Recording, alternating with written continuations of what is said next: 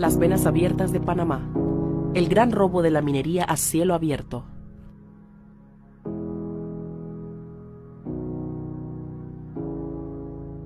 La historia de la minería en Panamá es antigua.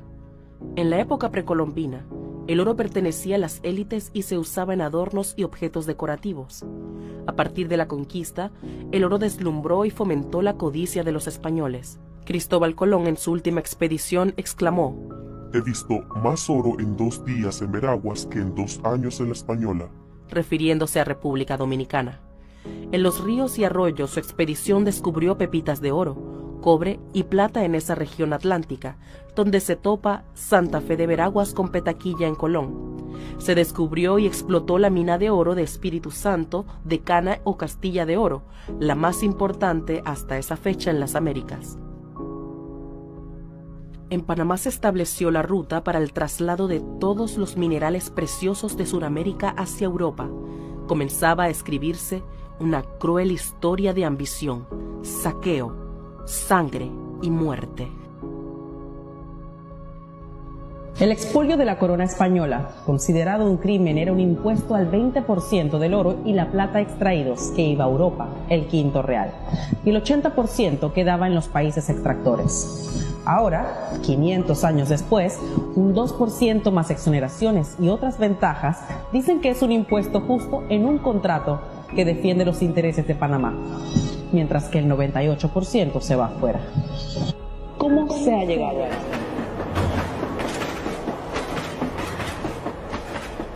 Durante nuestra unión a Colombia, la explotación minera se caracterizó por la minería de vetas de oro y de manganeso.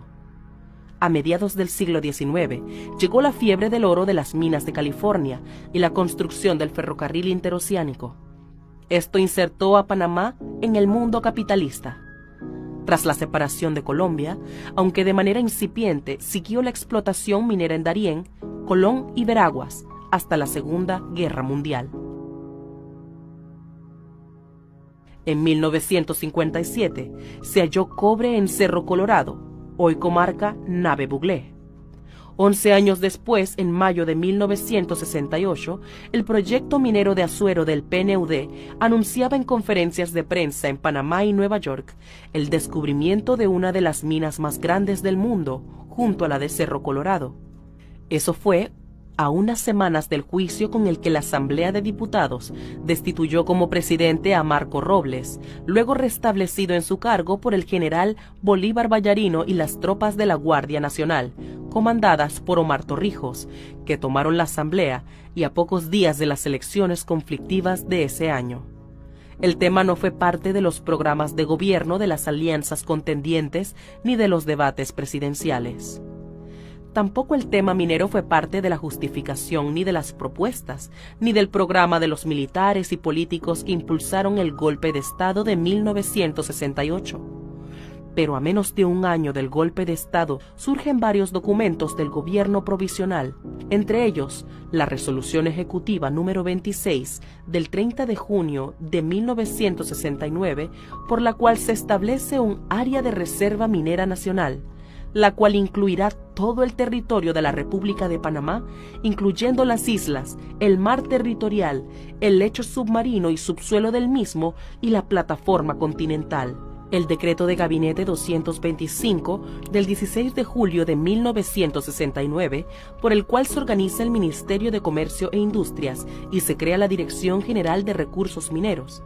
El decreto 264 del 21 de agosto de 1969, por el cual se reforman los artículos 26 y 32 del Código de Recursos Minerales para la definición de una nueva política minera, para que las áreas de reserva pudieran incorporarse a un régimen de concesiones mineras, y el decreto 267 de 21 de agosto de 1969, por el cual se establece un régimen jurídico especial para el otorgamiento de concesiones mineras en la zona de yacimientos de Petaquilla, Botija y Río Medio. Era evidente el interés de la dictadura de convertir a Panamá en un país minero, aunque su interés principal era desarrollar la plataforma transnacional de servicios. Ya en 1970 se funda la comunidad de Coclecito y Torrijos levanta en ese lugar una residencia para tener el control de lo que denominó el proyecto de la conquista del Atlántico, del que la explotación minera formaba parte. Es decir, se desarrollaría por la misma ruta que casi 5 siglos atrás recorrió Cristóbal Colón. La concesión de exploración se da a una empresa japonesa. Posteriormente, en 1975, se crea la empresa estatal Corporación de Desarrollo Minero Cerro Colorado, CODEMIN. Los proyectos no pudieron seguir adelante, en el caso de Cerro Colorado, por la fuerte resistencia del pueblo nave, productores, ambientalistas y organizaciones populares, y en ambos casos, por la fuerte caída del precio internacional del cobre, los riesgos y la gran inversión que demandaban. Richard Glenn Pfeiffer Carles es un Sonian que nació en el antiguo Hospital Militar Gorgas en 1957, el mismo año del hallazgo de Cerro Colorado.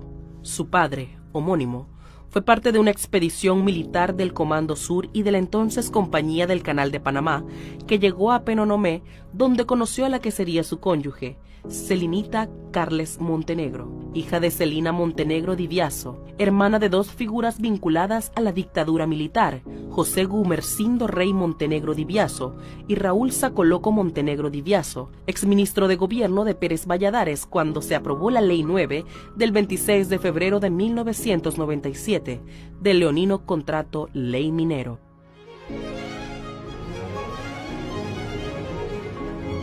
El hijo del gringo y celinita, Richard Pfeiffer, se fue a estudiar geología al exterior, impulsado por el interés de los militares en la explotación minera. Ya en 1986, con la ayuda de Canadá, creó un proyecto minero en Panamá, donde logró sumar a un grupo de inversionistas para emprender el mismo. Se asocia al abogado Juan Francisco Pardini Boyd, del clan Boyd, una de las familias que en 1903 se tomaron el movimiento separatista de Panamá de Colombia y entregaron a Estados Unidos el canal a perpetuidad, y crean la empresa Adrián Resource, luego Minera Petaquilla. Influyen para que el régimen de Noriega en 1988, desesperado por inversiones extranjeras, en medio del asedio y bloqueo de Estados Unidos, reforme el Código Minero, para poner en remate las concesiones mineras, objetivo que se frustra con la invasión del 20 de diciembre de 1989. Era la Ley 3 del 28 de enero de 1988, que, entre otras cosas, varió los porcentajes de las regalías que recibiría Panamá de la producción minera, y otorgaba automáticamente el derecho de la explotación a quienes tenían las concesiones de exploración minera, aunque no valía para el caso del régimen especial de Petaquilla, pues no fue derogado el decreto de Gabinete 267 de 1969. El cambio de régimen no fue óbice para que Richard Pfeiffer y sus socios, como Francisco Pardini Boyd y Julio Benedetti, siguieran adelante. En 1991, logra que el gobierno de Endara Galimani Arias Calderón Ford Boyd le apruebe un contrato que le concedió a Georrecursos Internacional S.A., de la que él era representante legal, afiliada a Minera Petaquilla, hoy Minera Panamá. El contrato número 27A del 7 de agosto de 1991, donde se le conceden los derechos exclusivos de exploración de oro y otros minerales en la zona de Petaquilla. El contrato fue refrendado por su pariente, el contralor Rubén Darío Carles. En esos años comenzaba la actividad minera en otras áreas del país como Cerro Quema en Tonosí, Los Santos y la mina de Santa Rosa en Cañazas, Veraguas, a las que se opusieron las comunidades por la gran contaminación que generaban. A Pfeiffer le fue aún mejor con el gobierno PRD de Pérez Valladares, de su tío Raúl Montenegro y de los familiares de su socio, Juan Francisco Pardini Boyd, es decir, el clan Boyd del que eran parte la primera dama y otros familiares en altos cargos, y parientes como Franklin Benjamin Boyd Lewis, que con el apoyo de la firma Morgan y Morgan comenzaban a despojar y amenazar a humildes campesinos para arrebatarles sus tierras en el área del proyecto. Logra así que se apruebe el contrato de Ley Minero, Ley 9 del 26 de febrero de 1997. Además, Pérez Valladares no solo le otorga a Pfeiffer la concesión al no vetar el proyecto de ley inconstitucional aprobado por los diputados de la Asamblea, entre ellos Laurentino Cortizo, sino que lo nombra presidente de Codemín, o Cerro Colorado, la otra mina de cobre entre las más grandes del mundo, al igual que Petaquilla. Con Mireya Moscoso, Richard Pfeiffer Carles fue gobernador de Coclé, jefe del Consejo de Seguridad y embajador plenipotenciario, lo que le ayudó a promover su proyecto. Viajó al exterior con los representantes de corregimiento de los distintos distritos donde se proyectaba desarrollar o se desarrollaban ya proyectos mineros. Creó la Fundación Castilla de Oro y se trajo al mismísimo descendiente de Cristóbal Colón, que ni en España lo conocían, Cristóbal Colón de Carvajal y Gorozábal, 18, duque de Veragua, y al cardenal Ricardo María Carles, obispo de Barcelona, que decía ser su pariente y quien nombró a Colón y a él nuevos caballeros de Guadalupe en una ceremonia en el Real Monasterio de Guadalupe, en Extremadura, donde se dice que bautizaron a los dos primeros aborígenes de estas tierras llevados por Colón a España. Todo esto para incrementar el valor de las acciones de sus empresas y negociarlas luego en el mercado internacional. Todo un especulador. Se hacía llamar el padre de la minería en Panamá. Con Martín Torrijos logró dividir Minera Petaquilla en dos y creó Petaquilla Gold para extraer el oro de Molejón, mientras cerraba negociaciones para vender la mina de cobre, que además posee oro, plata y molibdeno. Fue acusado de peculado cuando fungió como gobernador de Coclé, pero rehuyó la justicia supuestamente devolviendo los fondos y recibiendo país por cárcel. Con Martinelli comenzó a extraer y exportar oro. Se calcula que por casi 300 millones de dólares. Entró en crisis. Martinelli le exigió participación accionaria, recordar caso Financial Pacific y desaparición de Vernon Ramos, y él abandonó el proyecto, dejándolo en ruinas y como fuente de contaminación, sin siquiera pagar el ridículo 2% pactado para Panamá. Vendió en 2014 la mayor parte de sus acciones de Minera Petaquilla o Petaquilla Minerals, hoy Minera Panamá, a First Quantum Mineral, por $60 millones en una transacción cuya intermediaria fue la firma Morgan & Morgan. Tuvo que abandonar el país prófugo de la justicia en 2015, dado el conjunto de demandas que se presentaron en su contra por distintas razones. El gobierno de Varela se plegó enteramente a los intereses de First Quantum Mineral y confrontó a Pfeiffer por la situación de Molejón. Luis Ernesto Carles, ministro de Trabajo y pariente de Richard Pfeiffer Carles, luego financiado por First Quantum Mineral en su campaña electoral para diputado en La Pintada, también insistió en enfrentarlo, como lo revelan los Varela Leaks. Fue el periodo de abusos y atropellos, de excesiva contratación de mano de obra extranjera, o mejor dicho, tráfico de seres humanos, y negociado de visas en el proyecto, violando las normas constitucionales, favoreciendo a sindicatos amarillos protegidos por la Policía Nacional.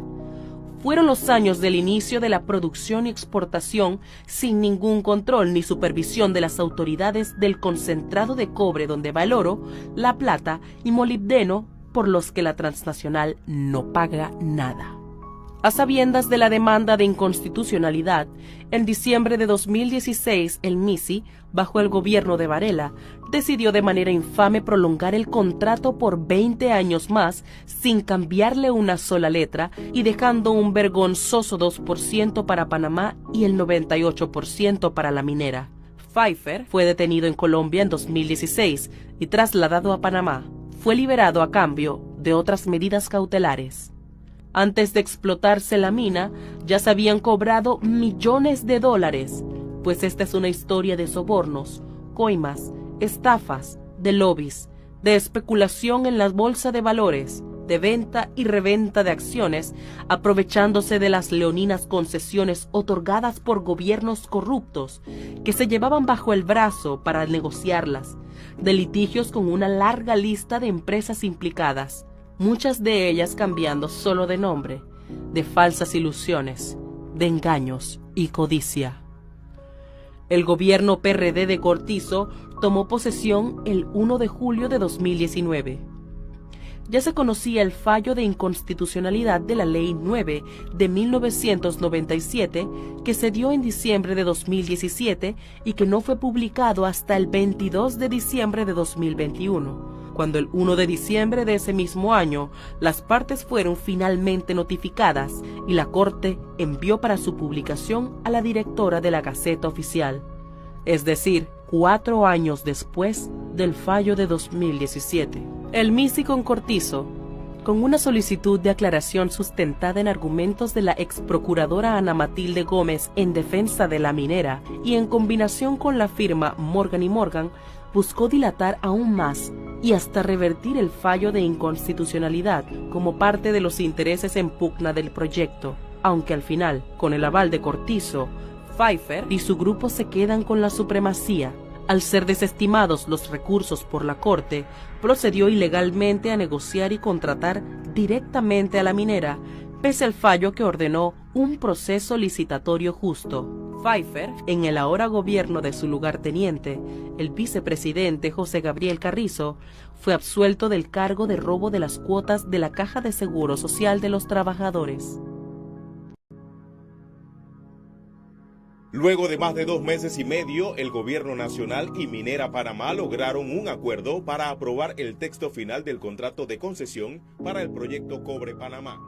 El gobierno de Cortizo busca imponer un nuevo contrato ley minero que legalizará la maleantería y el robo, como por ejemplo el caso de la tina de Relave, que ocupa 2.000 hectáreas fuera del área de la concesión, lo cual constituye un peligro contaminante del agua de los ríos circundantes y por ende de los habitantes de las comunidades aledañas, así como de la flora y fauna, y que según el ministro de la NAM, Milciades Concepción, se le reconocerá a la minera en esta ocasión.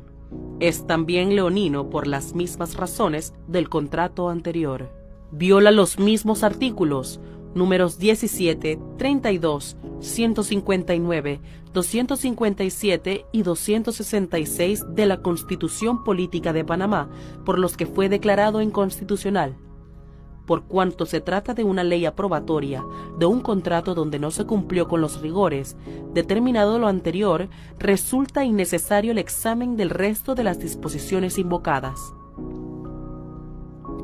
A saber, los artículos 4, 19, 46, 50, 118, 184 y 259 de la Carta Magna y el Protocolo del Salvador y el Pacto Internacional de los Derechos Económicos, Sociales y Culturales, que son parte del bloque de la constitucionalidad.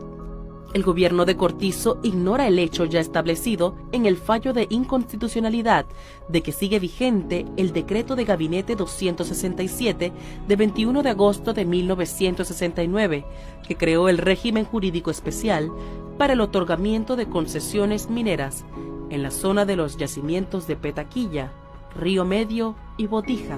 Cualquier nuevo contrato debe hacerse con apego a esta disposición. En este recorrido de saqueo y robo, los 3 poderes del Estado se confabularon contra los intereses nacionales. La Asamblea aprobó y va a aprobar un contrato de ley a sabiendas de que es inconstitucional, como cómplice permanente del atraco a la nación.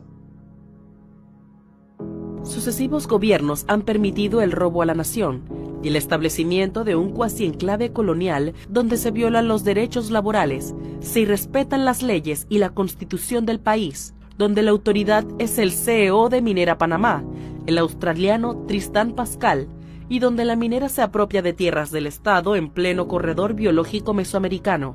La Corte declaró la inconstitucionalidad de la ley en diciembre de 2017, cuando el contrato ya había vencido, es decir, en febrero de 2017.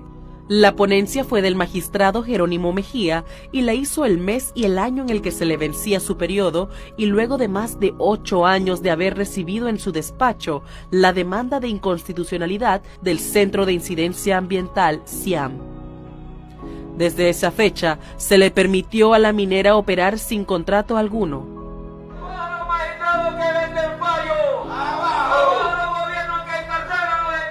Venimos a pedir la derogatoria de los artículos que permiten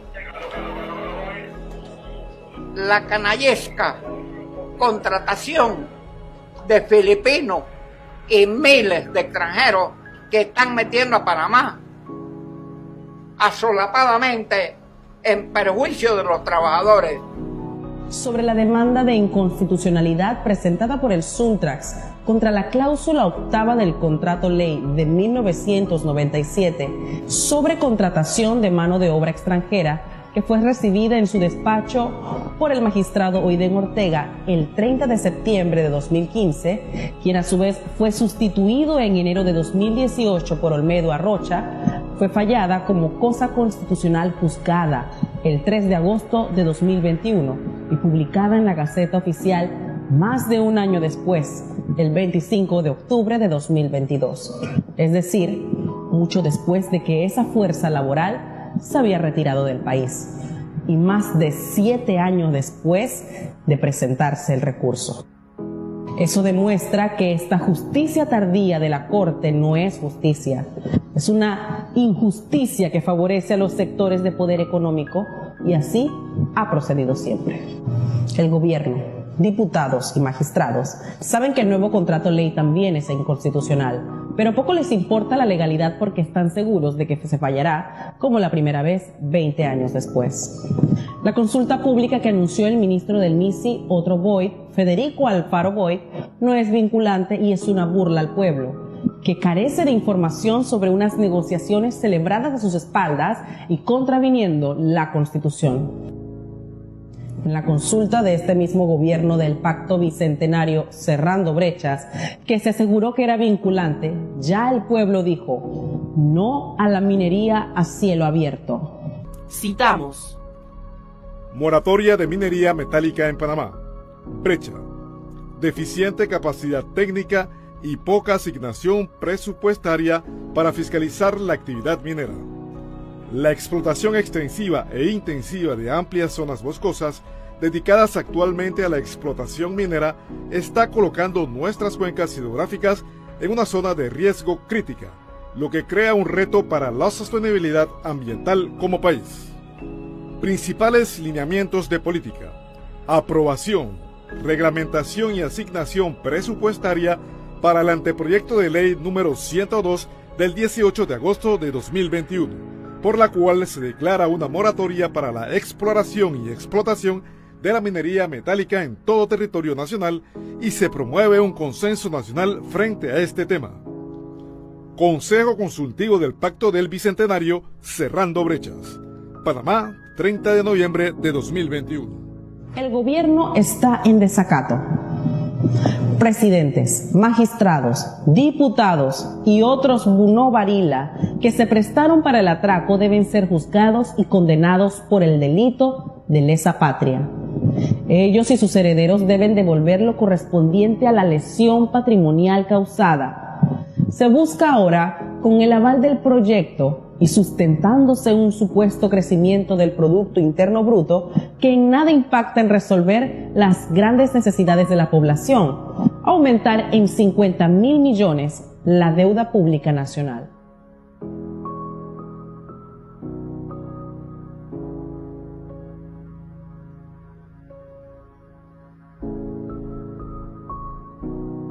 Estamos ante un conflicto de intereses entre el Grupo de Minera Panamá y sus socios locales e internacionales y el grupo original de Pfeiffer y sus socios, entre los que aparentemente están el propio Cortizo, los amigos con los que se fotografió y hoy son propietarios de la concesión Mina de Oro Molejón, Broadway Strategic Minerals, que no ha explotado una mina en el mundo, y el lugarteniente de Richard Pfeiffer, José Gabriel Carrizo, candidato presidencial del PRD para el 2024, quien también aparece en la fotografía.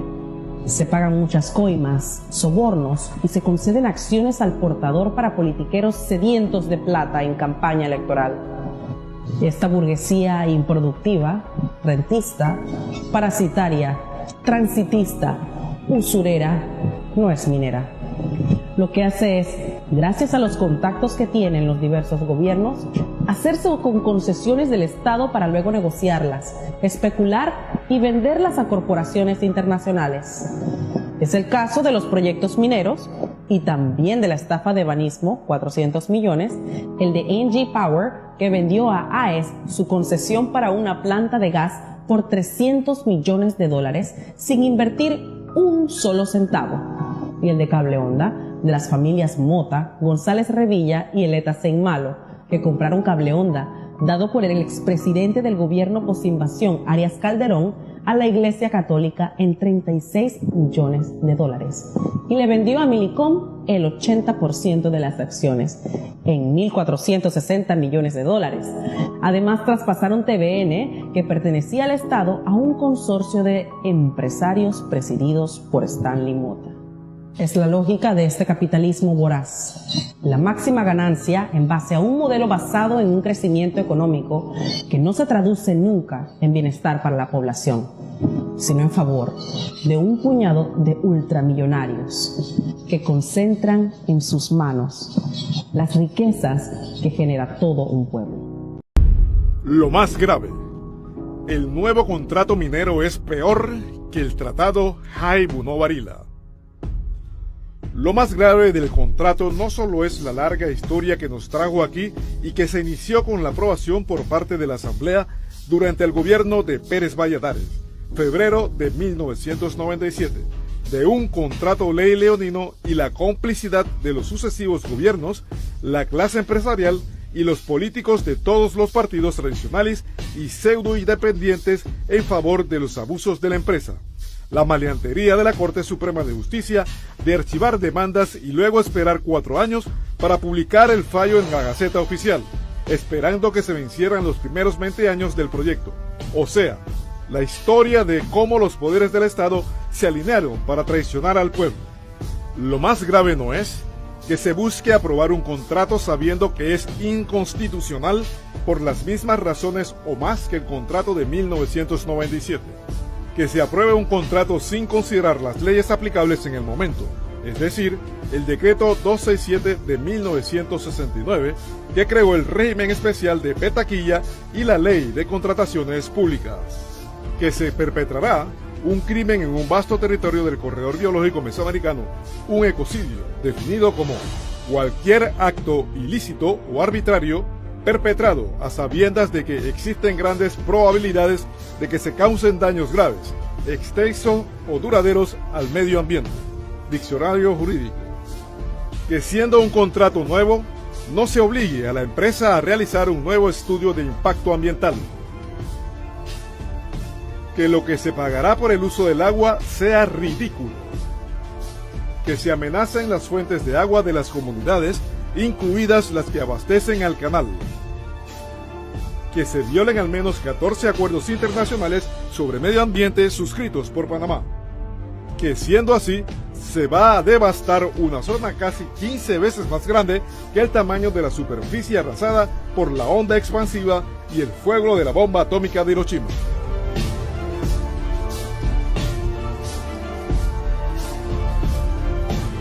Que las exoneraciones tributarias y otras prerrogativas para la empresa se otorgan también a las llamadas afiliadas.